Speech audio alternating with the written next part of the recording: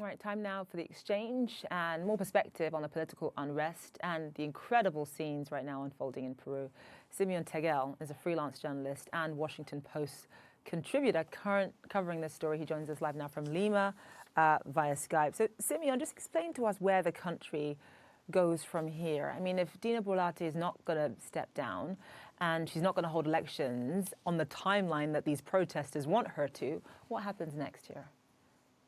Well, that's the really big, difficult question. There doesn't seem to be an obvious way out of this crisis right now for Peru. A lot of Peruvians, not just the protesters, would like Dina Boluarte to resign. They feel that she has blood on her hands. She says she won't. I suspect that as time goes on, she might find that her position is untenable. But if she does go, she's replaced by the Speaker of Congress, who's a conservative former general who would be anathema to the protesters.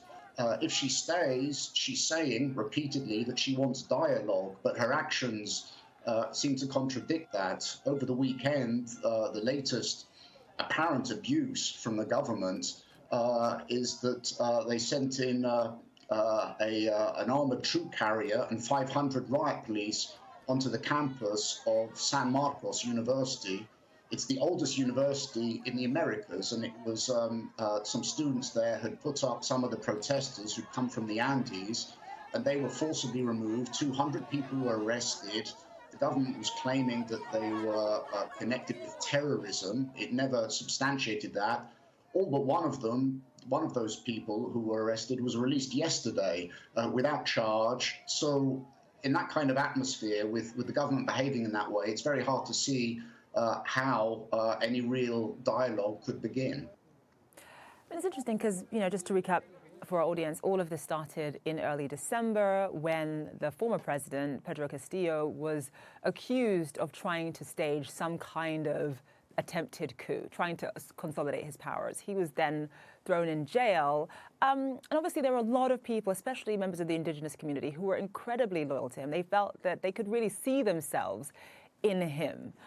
Just explain to us, what did he mean for that community? I mean, even though, he meant representation, his presidency was far from perfect. I mean, there were so many allegations of corruption. Well, yeah, his appeal was largely based on his identity as a campesino, which in Peru means someone of indigenous heritage in the Andes, rather, and who works the land. So very humble beginnings for him, an outsider, not part of the Lima establishment. And indigenous people in the Andes and Amazon and poor Peruvians all over the country identified with him. Really, that was most of what he had going for him. Once he'd never held elected office, he hadn't even been like a village mayor before he became president. He was not expected to win. I think even he was surprised when he did. And unfortunately, his government was a disaster. He proved to be just mind-bogglingly inept and also corrupt. I mean, he just had one corruption scandal after another. And then when he was about to be impeached for alleged corruption, he then pulled this attempted coup. I mean, he said he was dissolving Congress and would rule by decree. And there's nothing in the Constitution that gives him authority to do that. So he's now in jail. Interestingly, a lot of the protesters now, one of their demands was that he be freed and reinstated as president. That seems to have gone by the wayside. Most protesters are no longer talking about Pedro Castillo, but about getting rid of Dina Boluarte and having new elections. But isn't the issue just far greater than Dina Boluarte? Because it's also that, I mean, yes, Pedro Castillo, even though it's not about him anymore technically, yes, he represented, a dramatic change in terms of identity.